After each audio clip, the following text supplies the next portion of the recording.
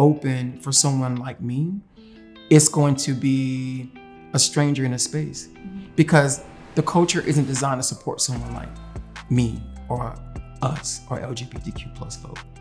Hey everyone, it's Samantha, and welcome back to another episode of Paths. Paths is a program of LGBT tech that is focused on visibility and inclusion of LGBTQ plus folks in STEAM. Paths podcast allows us to talk to professionals across the LGBTQ plus community in various STEAM fields and get to hear their stories, from their background to how they got to where they are, to their advice for others on how to get into their fields and industries. Everyone's paths vary, are unique, and are incredibly insightful. Before we jump into this month's episode, don't forget to like, follow, and subscribe to show your support and never miss another episode.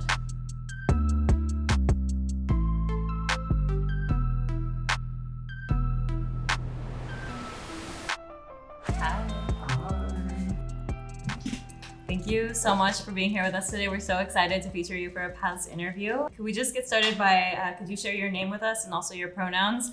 And also, how would your friends describe you? My name is Fredrick Douglas Williams, and my pronouns are he and him. And my friends would describe me as inspirational. With that. And could you tell us, how do you identify within the LGBTQ plus community? And if you're comfortable, if there are any other parts of your identity that are important for you to recognize? I identify as in the LGBTQ community as family. Do you mean like gay or? Yeah. Like, okay, cool. Like, which one am I? Which one? I'm the G. Yeah. Oh, okay. Gay. Yes. And could you tell us a little bit about what you do professionally, and also how would you describe it to somebody who's never heard of your profession before? Sure. I am a UX, and UX stands for user experience designer. And when you think in terms of what that means, it means when you are interacting with your mobile or desktop application is how you get through the interaction. So all of those touch points, from buttons to pixels and pictures, and our experience like checking out, I designed that from the beginning before it becomes a live app. Amazing. Yeah, so I style apps. Very cool. Yeah. And could you tell us a little bit about where did you grow up and where are you living now? And Sure. Could you talk about what your community has looked like in both of those environments? Yeah, so I'm from North Carolina, and I grew up in a town by the name of Goldsboro, Goldsboro. And I live now here in Brooklyn. I moved here in 2012 when it was cold. It was December.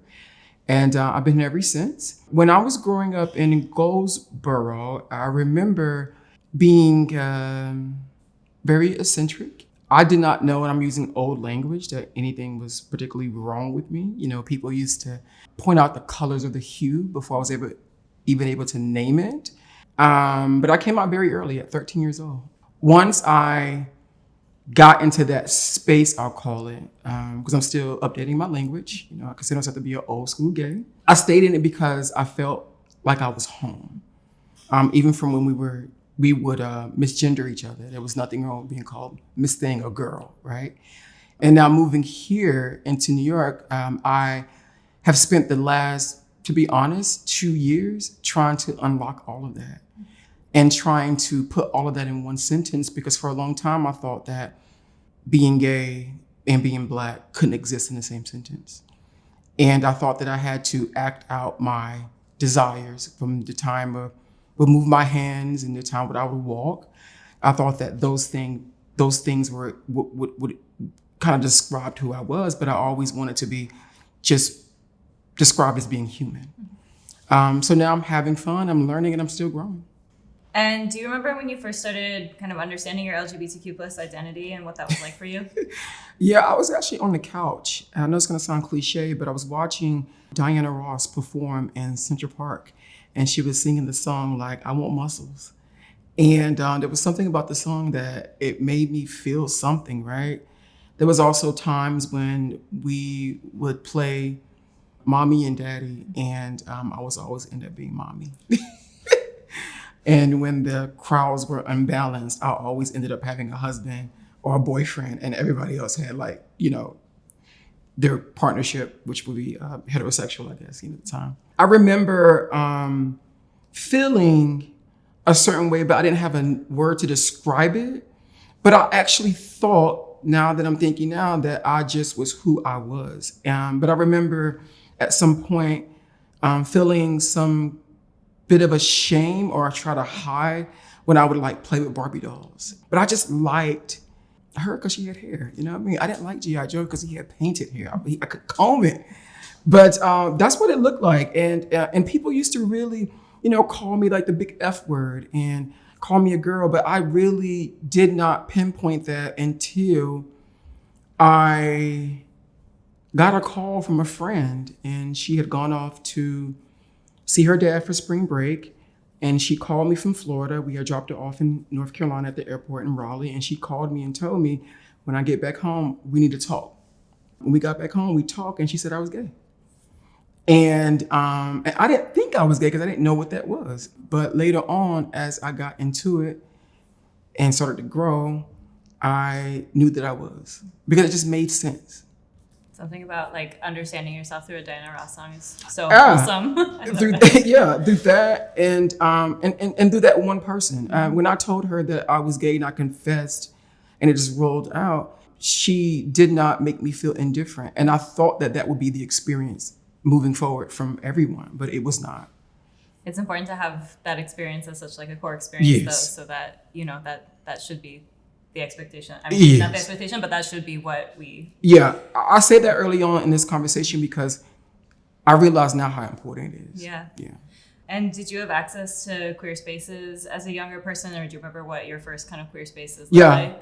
I did not. I remember we had a gentleman by the name of, I can say his name? Mm-hmm. Oh, his name is Travis, and he would walk through the neighborhoods. Mm-hmm.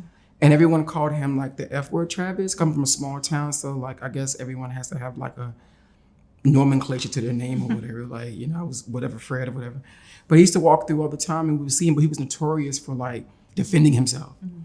So if you brought him some action, he was gonna get active, right? And that was my first time like seeing like that. But I remember by the time I turned 14, 15, 16, I found this, I would say, tribe of old language, butch queens, gay men, black men, in this one space in the outskirts of the city. And I went over to their apartment, and it was a whole bunch of them.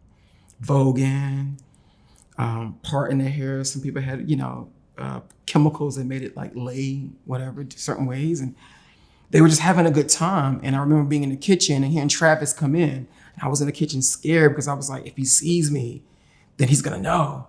But he asked me to come out of the kitchen. I sat next to him, and he looked at me and he said, "It's in you, isn't it?" And I was like, "What is in me?" He was like, "It's in you." And I said, "Yes." And they were my family at that point. And I was about in 11th grade. And I knew once I locked into that, I was never gonna look back because it just made sense. Yeah. And that was my first time having a community. And I went to my first club in 95. I love that. I think you're starting to kind of talk about this a little bit, but did you have any role models growing up? Well, Travis was my first role model in this space because he defended himself. He walked the halls of the same high school from 92 to 92, 3, 4, 5. And I came in 92, 3. And then, I was able to, he kind of like carved that out for me. And I didn't know that at the time, but he was my first role model because him and the group of guys that I met taught me how to prepare myself for intimacy when it was time. And they taught me the ropes of the game really super early. So he was my first role model in this space. Yeah. That's so important to have people who, you can talk to about those things and just who can. Yeah, the mothers and fathers saved my life. I'm not saying that this is a negative for everyone else, but they taught me early on how to survive. And when I say survival, and this is just for me, because I don't want to offend anyone in this room, whoever sees this video, but one of the biggest things that was a big thing for us was HIV and AIDS then. And they saved me from a lot of those kinds of conversations that I would have to have in my adult life. So yeah. I feel like those conversations are so important, and also like just being able to have folks that you can have them with and not feel like there's stigma around that. Yeah, I've seen people that didn't have those conversations and have gay mothers and fathers, and they have to learn differently. Yeah. And a lot of that comes with, I don't want to over-engineer the word, but like strife. And it's a lot of sad stories that I saw with people that didn't have that. I feel very lucky, but also have felt very isolated in my thought process as I have been getting older, because again, going back to what I mentioned, I thought that I would be just this forever. I didn't realize there was more to it than just this. So, yeah. And what brought you to New York? Work, got laid off, and the company came to me and said that you can deploy. And I was like, oh, that sounds like a war. Yeah, I can deploy. Where we going? Yeah. So I came to New York to continue my work in education, and I just stayed here. Do you remember what kind of first sparked your interest in UX design? And could you talk us through kind of where your interest sparked and how you started to get into that field? Yeah, this is not going to help anybody, but I'm telling you, I am someone that if I don't know what I'm getting into, I'm going to be successful. Like if I diet, I know I'm going to diet, I'm going to lose weight. I was actually watching a commercial and I saw a school called Flatiron School, and I thought it was a MBA program. And I was like, oh, I like that building, Flatiron, who doesn't like Flatiron building, whatever. And I called them and they said money back guarantee. And I was like, well, okay, cool. I was looking for something that gave me more than just the price of admission. I was working in digital marketing and that role was getting younger. I would call companies and they would say, I gave that role to my niece and my cousin and my little brother. And I was like, well, okay, well, I'm almost 50, Well, at the time, like maybe 40, getting into my 40s or whatever. But I knew that I had to do something, and I could never amass the kind of money to live in New York. I mean, maybe not even now, but that's what I did. And I signed up. I didn't know I was in tech, and they made fun of me the first couple of weeks because my work was so bad. I know that because I went back to the second group and they used my work as an example of what bad UX was. And I was like, oh my God, that's my work, right? But the pandemic happened in March and I was able to sit in that cohort and grow. And that's how I got into UX design. I honestly was just looking for a job that was pandemic proof and layoff proof. It's no longer layoff proof, but I did get the job. And I learned it, and I've had to find a piece of it that made me feel like I had been doing it for a very long time, because the people in the group actually wanted to be UX designers. I just wanted a job. When I got my offer from my company and it said UX designer, I was afraid. I was like, oh my God, that's that job that they say I'm not good at. But I got into it and I have been very, very successful because I lucked up and I found a beautiful company that allows you to fully express yourself. You leave nothing at the table, at the door. You can bring it all to the table. And I have flourished in this role. I mean, just tremendously. And I actually earned my first promotion in my entire life at the age of 47 at this company. Was that recent or? Yes, and it became official in June, but I found out about it in May 9th. Congratulations. Thank you. It closed a lot of open chapters for me because I worked in companies where I've had to leave a lot of things at the door. I worked at companies where I was let go just because of who I am. They didn't have to say it. I knew it. I worked at companies where I would give a guy a compliment about a cologne that I just wanted to buy, and they would go to HR because they would make it sexual. And so I have all of that behind me coming into my company now, and I love it. I feel like that's such an important example of how, like, when companies are actually embracing of their employees, like, it sets them up to thrive. And now here you are having a promotion because you've had the space to be yourself and bring yourself to work. So. Right before coming into this interview, I was talking to my people lead, and like I said, they're gonna have to get the jaws of life to pull me away from my desk. Like, they're gonna have to pry me away from that desk, like screaming, because it's gonna be a hard sell to leave, because this company has made me so comfortable. I mean, when I first started, I was so nervous to even talk about like George Floyd and Breonna Taylor. I was like, well, I was looking at my desk like, can we say that? But I have just come alive, and I thrive, and I do more than survive because they set that path for me. Yeah. I also feel like it's really important for community members to hear that people are out there having that experience, because a lot of the time for folks who are like getting into these fields and everything, it's like they don't think that space is there for them. So like hearing that they can find companies that they're going to feel that way is really important. Because in the past, not to belabor it, but you would have to, and you would have to style shift a lot. Now I think about in terms of like I'm wearing two things, right? I'm black and I'm gay, right? So I'm like, which one do I ship today? Yeah. You know? But yeah. And so you said that you were working in digital marketing before Mm-hmm. you were working in UX design. Could you talk us kind of a little bit through your trajectory of like whether this is kind of a traditional or non-traditional path of like through your education and then through like how did you get from marketing into UX design? I know you kind of talked a little bit about Yeah. Oh, you want to know the skill in the spaces? Yeah. It's traditional in the sense that it felt like the next natural step in progression. Now, I don't want to toot my own horn, but I'm an excellent forecaster. And that's something about the universe that brings something to me a little bit early before I even get into it. I just knew that I needed to start making changes. At first, the bulk of my career before UX design was just really earning a check. I just wanted to pay the bills and do a little bit of shopping too, you know what I mean? I shop more now because I have a little bit more money, but you know. I just wanted to pay the bills and I just wanted something, but I got into digital marketing because it was the hot thing that people were talking about. I honestly, because you know I'm a little shallow-minded sometimes, I just like the way that it sounded when I was at brunch. I'm a digital marketer. I just wanted to say that, right? Just like, that's fair. So I was like, I need that role, right? But I didn't know that it came with a bunch of analytics and SEO, and I was like, oh, that's a lot of stuff. You know what I mean? It's beyond like social media, right? But that's how I got into that. I looked up, started applying. I hustled too. I had to hustle because as I was working one job for University of Phoenix, I was also doing free, like real free, like free no money work, like freelance, like no money, like I'm talking free, and I was just trying to earn my keep, and so I did a couple of different things, and at that time it sounds so like it's just a short time ago, but it was like 2015, 16. I was getting into technology. I had no clue that I was going to take me this far. Yeah. But I got into that because I just hustled and someone saw it for me and I stayed in it for 18 months. I wasn't that great at it though.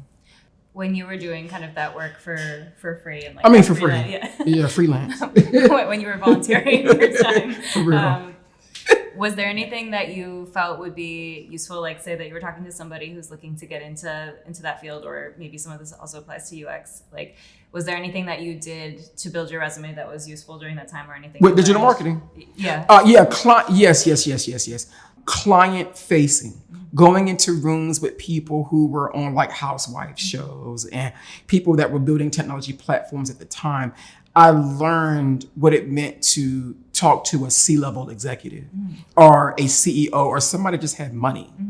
That was really super important. And then I also learned the art of networking because in my role as a consultant, it's an invaluable asset to have.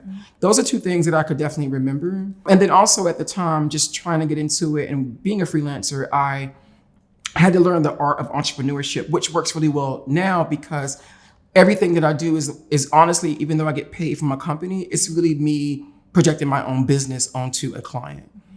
So that I would say that those were the more critical pieces of that before I got into UX design. Yeah. And for somebody who's sitting there listening to what you're saying and thinking about like, I want to be where he is in my career one day. Where would you suggest that they start? Well, I'm gonna say you already are where I am because you have the mindset. If you've done the work to have the insight, that is the biggest piece of the puzzle, right?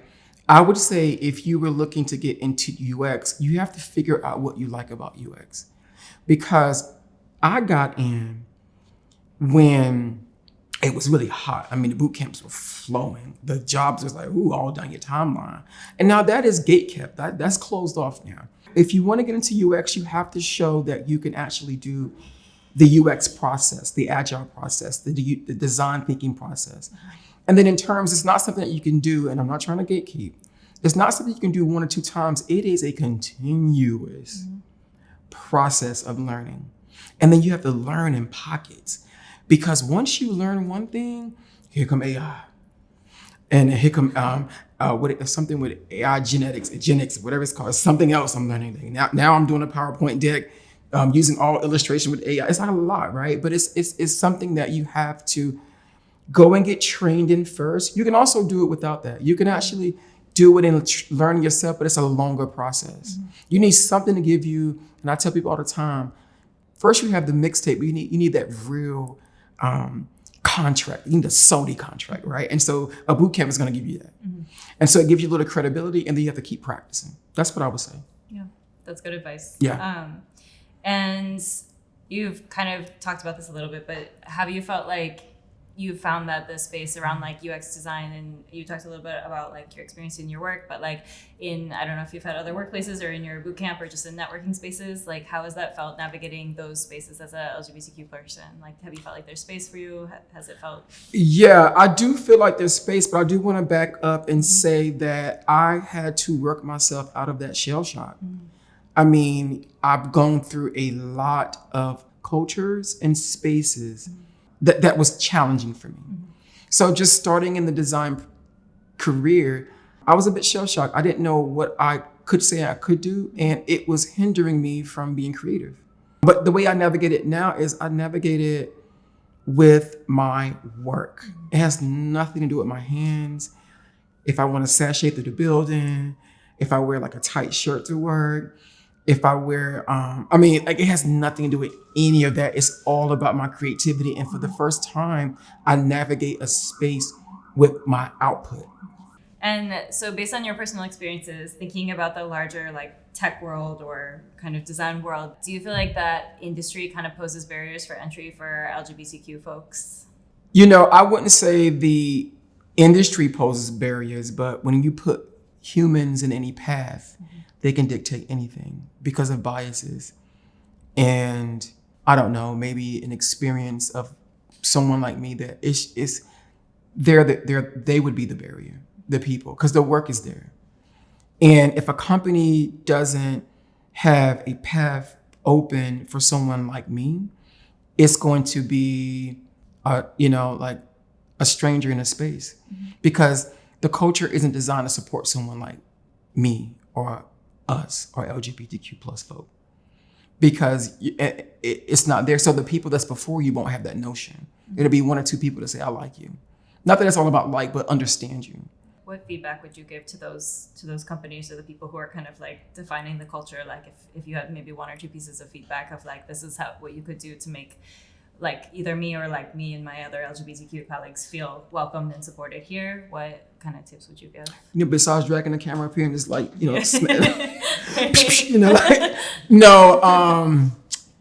I don't know if it's as simple as saying, check in with your humanity and your empathy. I've learned, and my feedback would be that regardless of what we access and how we access it, we still access the humanity first. I just don't understand what's the holdup. I don't understand what the barrier is about, right? I don't understand how do you not like someone for pretty much anything. Well, my neighbor's kind of loud, so I do get kind of, no, I wouldn't say that I like my neighbors, but I'm just saying I can get like being annoyed by somebody, but I wouldn't say like dislike. So I would say that check your humanity and check in for that, because we exist in the world. So I think in terms of having like a tribal like community of like we're in like that seat, right? So why not? Trans, like, oh, everybody's out there, right? And so like, I don't understand it. Like, I don't want to get too lost in the conversation, but check your humanity. It's important to have that person at your table, because that person has a perspective that you probably hadn't even thought of. Because we do the work harder than anyone. Okay. And speaking of that, what do you feel like you've been able to bring into your work as a UX designer based on your lived experience that you feel like somebody who has a different experience wouldn't be able to bring into the work? Oh my God, I make them laugh at work. Listen, my Teams chat be lit. When I tell you the heart emoji is the biggest thing that is in my Teams chat, everybody, I make them hug, I make them laugh, I make them respond. I brought this cheerfulness to the space. I opened them up to this reimagined way in which you interact. It's so fun. Through a virtual space, it's hard to connect. I love connecting people. Because when you look up at my job, I'm everywhere. Website, newsletter. Like, you can look up and see me everywhere. And it was like, boy, you are everywhere. And I love how I crowd them with me. I brought this sense of joy, and I love the feedback that I get from them. They are proud when they speak about me at work. And they talk about me all the time, and it's such a beautiful thing. I can go on and on about that, but I feel that I have brought a sense of cheerleading to the job, which sounds kind of gay, but like go y'all. I love that answer though, because I feel like that's such a underrated kind of aspect that people sometimes don't think about when they're thinking about, like their just like their professional life and everything. Like it's so important to have somebody in your workplace who can bring that, and like it keeps everybody motivated and it keeps everybody like feeling positive about coming to work. So Yeah, I listen, love that answer. I fly to see the folk, my own money. I love meeting people, but they don't know that I run the LGBTQ employee network, PRISM, and I'm part of the Inspired Black Network, but they don't know that I put those things out because it's like my love letter to all of them in the world, because that's what I've always wanted people to do for me. Yeah. So they are on the receiving end of a big love letter. That's what I give them for. Yeah, I love that. And building the space that you wish that you had, but at least you're out there doing it. So. I'd have been sitting in this chair 10 years ago. And what's, so far in your career, what are you most proud of? You about to make me cry. In my career? Okay, two things. That I went back and I earned my bachelor's, and I earned it at 33. That I was younger, but it's okay. My promotion. My promotion and then working at the company. Big. Because I never thought I can do it. I've had managers sit in front of me and say, like, I don't know what you do, but I like having you here. And I'm like, well, I know I'm going to tell you about the cheerleader reference, but I'm more than a cheerleader, right?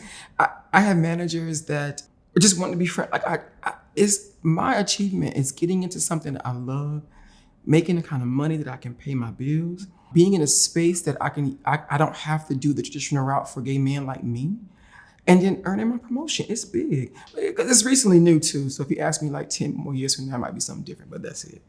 Well, speaking of which, do you have any professional or personal goals that you want to achieve in the future, maybe in the next 10 years? Yeah, I want to be a manager in UX design. I want to manage younger people because I don't want them coming into space and feeling like UX design or technology is not for them. I have a vision of sitting in the trenches. At that point, my manager saying, I gotta do a lot. I'm sitting next to my younger subordinates, and I'm just like doing the work beside them. And then they in turn say like, God, my manager's like working right next to me. I had this vision of bringing them in my office and they feel like they're getting fired. And I'm like, I love y'all. Like, I just want to like, just change someone's like thought process about work. And I want to be a manager. I want to lead a project. I want to have younger designers, and I want to make a difference in their world and help grow them and nurture them. That's what I want to do. Yeah. I feel like that's important to have folks who are thinking about it like that, because, we talk about like our work life and our personal life, but all of it, at the end of the day, it's what we're spending 8 hours a day or more doing. So I'm also hoping that I'm also hoping that it brings in that I'm able to hire, right? Because I want to hire people who look like me. I want to hire a bunch of trans people, right? Yeah. That's what I want to do. I want to see a bunch of trans people in tech. It's one of my goals. Yeah. Hell yeah. And so in your personal life, outside of work, do you have any hobbies that you love to do? Any hobbies or passions? I used to. I bike a lot, but now I just watch the news. I watch like non-legacy media. I love watching that. I watch a lot of podcasts for news. I watch a lot of news. I decorate my space a lot. I shop because design has changed what my space looks like and what my clothes look like. I love finding design in everything, right? And so I'm in my soft era now. So if I'm not socializing, which is something I like to do, I'm usually rearranging something or painting something inside the home, or I'm buying something online, or I'm traveling or biking. Those are my things I like to do. In news. I wish I could say the podcast here. I love that station. Well, I'm excited for you to get to watch yourself in a podcast. Okay, look at it. Yes. So I have 2 more questions for you. Okay. My first question is, what advice would you give to younger LGBTQ plus folks / your younger self who are interested in going into UX design or tech in general? Or if you have general life advice, you can share that as well. I feel like this is one of like that question, like when you win the RuPaul Drag Race right now. Look at little Fred, what'd you tell them? No, I would say for someone like me, right? Oh gosh, be mindful of what you allow to penetrate the grooves of your mind, like what gets through the threshold of your mind. Because not to project, but people will plant seeds there, right? And they will watch them grow. And meanwhile, like they're hindering you. I would say believe in yourself and know that you have a space in the world for you. You can carve out any piece of humanity for you. That's one thing I would tell them. And I would say something that's still recently happening to me And if I can tell them that too, I would say, don't let people turn your presence into anything overly sexualized. I mean, for the life of me, I can't understand that when I'm walking or talking and looking at someone, why is it like always overly sexualized? I don't even know why this came up, but I just know that you should know that there's nothing wrong with you just living, and you don't have to make anyone define that for you. Getting into UX design, I would say that, again, going back, know what you want to do in UX design and know that there is a space for you in UX design. You do not have to grow up playing Nintendo, watching Star Trek, wearing plaid shirts. That's the way I describe like tech people, right? And skateboarding to know that you have a space in design. People are coming in design from all walks of life. I came from sales and marketing. I know teachers, sellers, and people who've come into UX design, right? When you find out what you want, go and get it. My other piece to that is, now you don't have to take my advice on this. Don't look at the money aspect of it. Just do good work. And that work will pay you at some point. And be humble about what you do, but not humble enough to let someone hold you back. Don't be that humble. Of that. And I also love the advice of not letting the world like over sexualize you, is like understanding your identity, because I feel like being queer is like, it's part of it, but it's like being queer is a way that we move through the world, and so it's so much more than that. Honestly, I still have a habit of leaving my home, looking down, left and right, like somebody's chasing me, right? Not like, I don't want to paint it like I'm paranoid, but even to this day, like I'm like someone is hurling the F-bomb at me, right? I'm like, really? I'm watching you on your bike, like this is like somebody's teacher, I'm sure of it, right? But then it teaches you, I'll tell you this. I was recently in a restaurant and something happened to me that was very violent, right? Or could have been violent. A guy threatened to cut me because I sat next to him. And I was like, I had to go home and ask ChatGPT, you know, that's like everybody's therapist at this point. And I was like, well, I'm trying to explain it. And it's saying to me, and I'm trying to like check in with myself. All I did was look to see where I could sit. But in his eyes, when he locked eyes with me, he made it sexual. So that's why I said what I said, because even when I'm walking, I'm in my sachet moment, you know, at 7 o'clock, I might put a sachet on, you know what I mean? It's in the morning time. But not to ramble, but it's like people take those things and they turn it into, they weaponize it. It's just so different. It's weird, you know, to be honest, but I didn't want to overtalk it, but that's why I said what I said, because it's nothing wrong with you walking out your door. You don't have to subscribe to anything that they want you to be, extra masculine, or this and that. Like, just be you. Yeah. And any feelings that they have is a reflection on themselves. But that's what ChatGPT said, and you said it too. And then my last question for you is, and maybe you just answered this, but what would a better world for LGBTQ plus individuals look like? Like, what would you want to see in this world so that LGBTQ folks can thrive and be themselves? I don't want to cuss though, but yeah, you can cuss. No, I ain't gonna cuss. Get up off of us. Like, leave the people alone. I get so tired of hearing like, oh, there's an agenda. Okay, cool. Maybe we were underground for a while and maybe we're not anymore. But again, it's confusing to me to know that we exist in the world, and why would we not be walking around and talking and laughing and living our lives? Let people live their lives without cherry picking them. I don't know what the siege is about, because I don't know if I'm right about this. We don't really care about what y'all got going on. We really don't. But the stories that are out there make it seem like we have to adhere to their business rules, like we're some kind of product. We're not. I don't know. I don't want to cuss, but yeah. But I would say get that up off of us. You know what I'm saying? Leave us alone. If we didn't have an agenda, it'd be a better one anyways. That's not what I'm saying. Because we're running, right? Exactly. Mm-hmm. Thank you so much. It was so amazing getting to know you today. Thank you. And we really appreciate you participating in our past interview. Thank you. Hey, you. Yes, you. Thank you for listening to this episode of Paths from LGBT Tech. Don't forget to like, follow, and subscribe to never miss another episode. Show your support and allow us to keep sharing these stories. Didn't get enough?